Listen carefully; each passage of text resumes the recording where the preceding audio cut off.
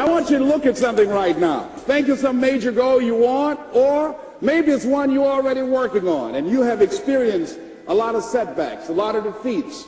You've experienced a lot of disappointment.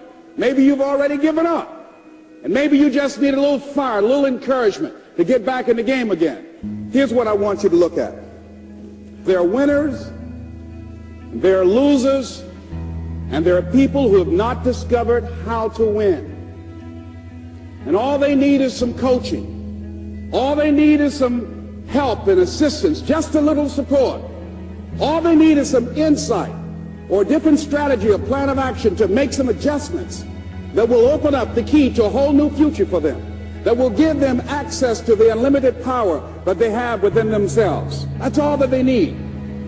So what I want you to do is think about something you want for you, that's real for you, that's important for you, that will give your life some special meaning and power.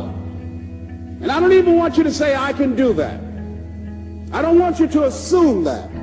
See, 5 years ago when I started out in this area, I would not have been able to make the mental leap that I would be up to where I am right now. I don't want you to begin to just psych yourself out. No. I want you to be able to say something to yourself that will enable you to maintain a level of integrity with yourself. That when you say this, even when you face tremendous setbacks, it will be a benchmark to keep you in the game, to keep you moving forward and experimenting and readjusting your strategy and your plan of action, continuously looking for ways to win. So what is that something? When you got an idea, you want to move on. You might not have the money. You might not have the education. You might not have the support or the resources you need. What is that something that can keep us going, that will enable us to act on our dream? What's one of those keys that will begin to help us to discover the secrets to our dream? Here's what I want you to repeat after me, please, with power and conviction. Say, it's possible. That's all I want you to do when you look at your dream. Just say to yourself every day, it's possible. Just say that every day to yourself, it's possible.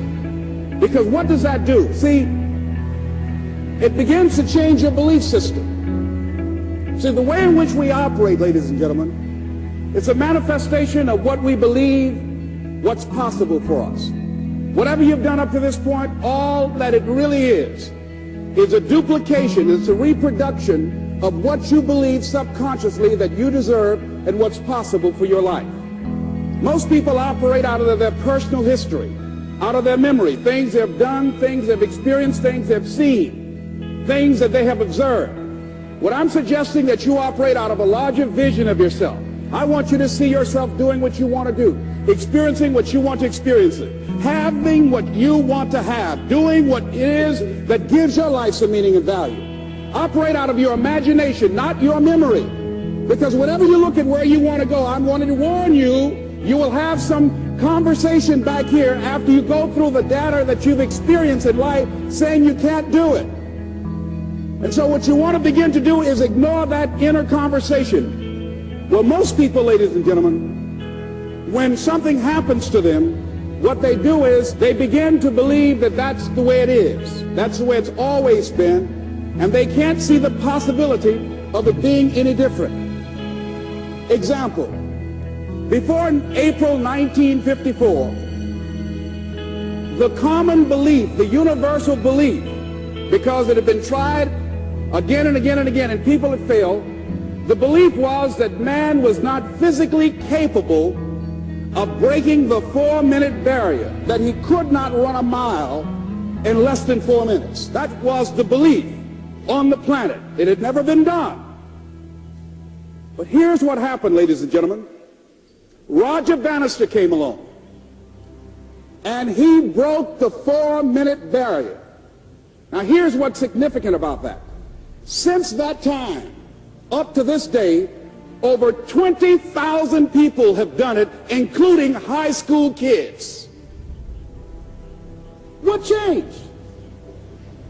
20,000 people. What changed? Here's what happened when they got on the track. They knew it had been done. And because they knew it had been done, there was a new belief about this barrier. about this goal that was unreachable. And those 20,000 people got in a race believing, knowing in their heart that someone had done it, that it's possible that they could do it. And I'm saying that if you know anybody that had some goal, some dream, something they wanted to do, and they did it, then I'm saying that you know in your heart that if someone has done it, then you can do it. It's possible. And that if someone can make their dream become a reality, that it's possible that you can make your dream become reality. And so as you begin to look at where you want to go, beginning to embrace that, it's possible. I'm blessed and highly favored. I've got a lot going for me. I got some good stuff in me. And it's possible that I can bring my greatness out here in the universe. That I can do what I want to do. It's possible I can write my own book. I can have my own business. I can take the trip and travel around the world. It's possible. I can bounce back from adversity and reinvent my life. It's possible. Regardless of where I am, that things can get better for me. It's possible. I'm thinking about two men right here in Chicago who were fairly successful, similar background, educated. They worked for a corporation for many years, and they were among many people that were laid off. Two guys who were very good friends. One went out looking for a job for several weeks along with the other one, and they faced disappointment and rejection again and again and again. They couldn't find any work, which is the story of many people across this country. One guy stopped. He became discouraged. He stopped going.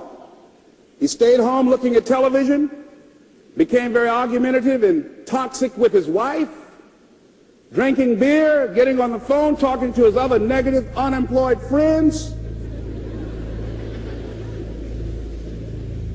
And he just gave up.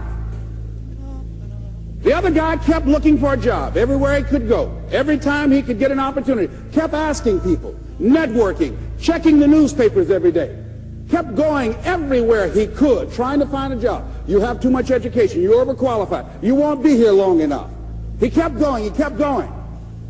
He went to a place and said, look here, I tell you what, if you can't hire me, and I know you can use my talents, abilities, and skills, I don't want to sit home and do nothing. Just let me do some volunteer work. You don't have to give me anything, all right?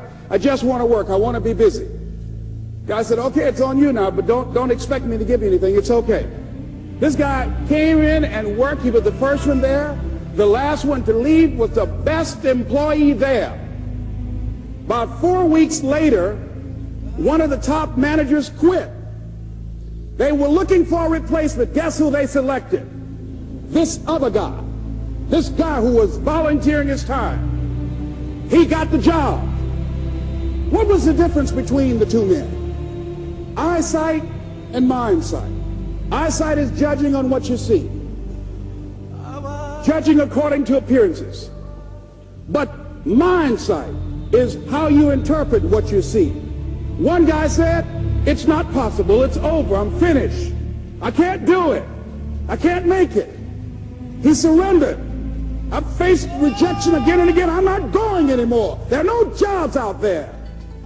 But this other guy, he felt that in spite of the no's and rejections, in spite of how bad the economy is, in spite of what the newspapers are saying, that it's possible that somebody somewhere will give me a job. He just kept going, thinking it was possible. And guess what, ladies and gentlemen? That's what we have to do with our dreams.